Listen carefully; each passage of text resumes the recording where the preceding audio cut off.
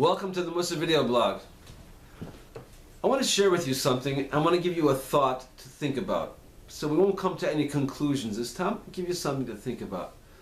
But very recently, I became sick. I had strep. And for a few days, I was pretty much out of things. I had a fever, and I was really weak, and I just couldn't do anything. And I didn't think it was a good idea to do anything. So I kind of, I guess you'd call it, vegged for a few days. But one of the things that I thought about, and it kind of troubled me, was that, you know, in my regular everyday, I do certain things. And just like everybody else, is my regular routine. I do this, I do that, etc. And suddenly I'm not doing it. And what started to trouble me is that the things that I usually do that make me feel good, that identify as this is me, this is what I do. I do A, B, C, D, E, F, G. And today I'm not doing any of those things.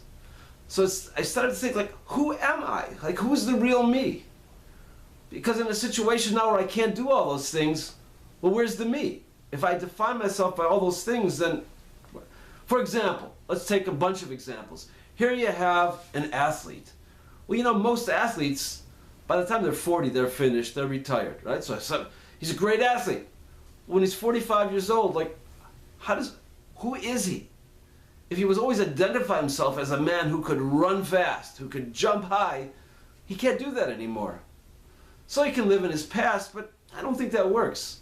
It works a little bit, but what about now? Who am I now? Or let's say, beautiful woman. She's 20 years old. She's a knockout. Whoa. But you know, there will come a day when she'll be 40, 50, 60, 70, and it's not the same. So if she identifies with that, that's who I am. I'm this beautiful woman.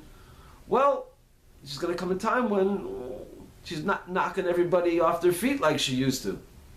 So who is she? She has to start to think about, who am I? Who's the real me?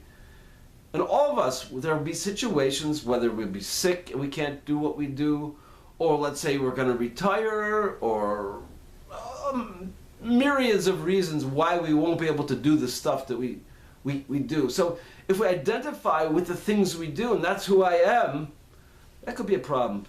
So I think we have to ask ourselves, who am I? Who's the real me? What's the part of me that I take with me wherever I go, whatever I do? And that's the essence of what I am. And that's who I identify as. I think that's a question, a very sobering question. At least I found it to be a very sobering question. I think it's a question worth asking. And hopefully we won't have to be sick to ask ourselves this question. In any case, I wish a lot of success on delving into this question, probing, and see you next time.